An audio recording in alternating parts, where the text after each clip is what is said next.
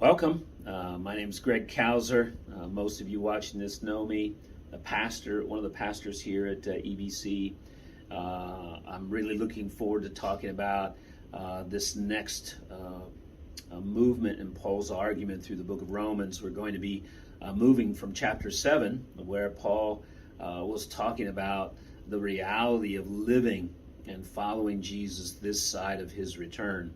And yes, chapter 5, we have been reconciled with God. We're in this place of favor, this place where we enjoy harmony and flourishing with Him, because we're part of this new Adam who undid what the old Adam did at the end of chapter 5. Then chapter 6, we've been set free so that we can actually submit ourselves, consecrate ourselves to serve the Lord by virtue of our identification with Jesus. So we died to an old self, and we participate in the benefits of his death, so we don't have the law that stands over against us and its judgment. And we've died to the penalty of sin because Jesus took it, and we enjoy the benefits of being united with his resurrection. We have the life that he won. So we've been brought to life, and we've been freed from the penalty of our sin. But at the same time, Paul wanted us to know that the problem wasn't the law in chapter 7. The problem was us, that we confronted the law, and it revealed our sin and made us realize how deep and dark it was as we rebelled against it. And then at the end, and especially what we talked about, is that because we're freed from its penalty, sin's penalty, and we're no longer forced because we're too weak to obey it, right? We're free from its power. It doesn't mean we're free from its presence. So at the end of chapter 7, Paul took us through the reality that this side of Christ's return, we're going to have an internal battle, a tension, as we still deal with the fact that sin is present with us, and we're in a struggle, and we need to lean into Jesus, and it affects our expectations of the Christian life. Our hearts are not neutral territory. We don't live in a space where we're not under threat by temptation, both from within and the impact of sin on the world around us from without. Well, now we come to chapter 8, and right at the end of chapter 7, Paul celebrated that it would be bleak if he ended chapter 7 the way he did, but he celebrated that it's Christ that gives us the victory. He gives us the ability to come out from under its power at the moment and to enjoy true life, and ultimately he will bring the victory when he returns. So now in chapter 8, we're going to get another piece of what God has done for us in this new life that we have. It's not only a life of peace, it's not only a life of freedom, but now it's a life where we're resourced by the Spirit of God. So the Spirit comes to dwell in us. So chapter 8 is focused on the Spirit. Chapter 8 has more mentions of the Spirit than any chapter in Paul.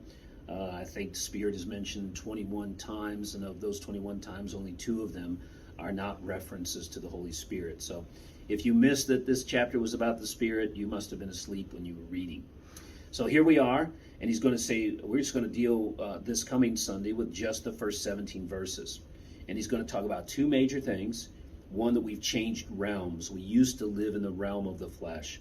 We were governed by the desires that were in rebellion against God, and that led us to death. We missed our identity. We missed God's purposes for us in creation, and instead of experiencing the life that he created us to enjoy, we experienced death, the death of our appetites, the death of our relationship with God, distorted relationships with each other. That's used to be the realm we lived in. Now we've changed realms, and the Spirit is the one who's brought us into a new realm where the Spirit enables us to know life, to come to life. So the first part of it that we're going to talk about is the change of realms. Then the second part, beginning in verse 12 to the end, Paul's going to talk about that now we've got a new set of obligations, a new set of constraints. Before, we were under the influence of the flesh, but now we're empowered by the Spirit to put to death the deeds of the flesh, so that we can resist sin and we can kill it off, if you will. And also we're led by the Spirit, so we're guided in a different direction.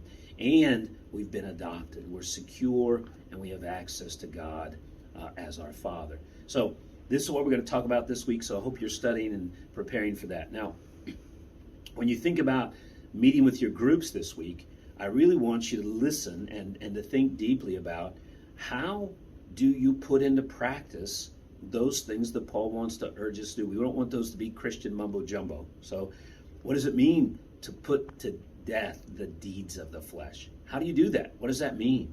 What does it mean to have the mindset of the Spirit? How does that come about?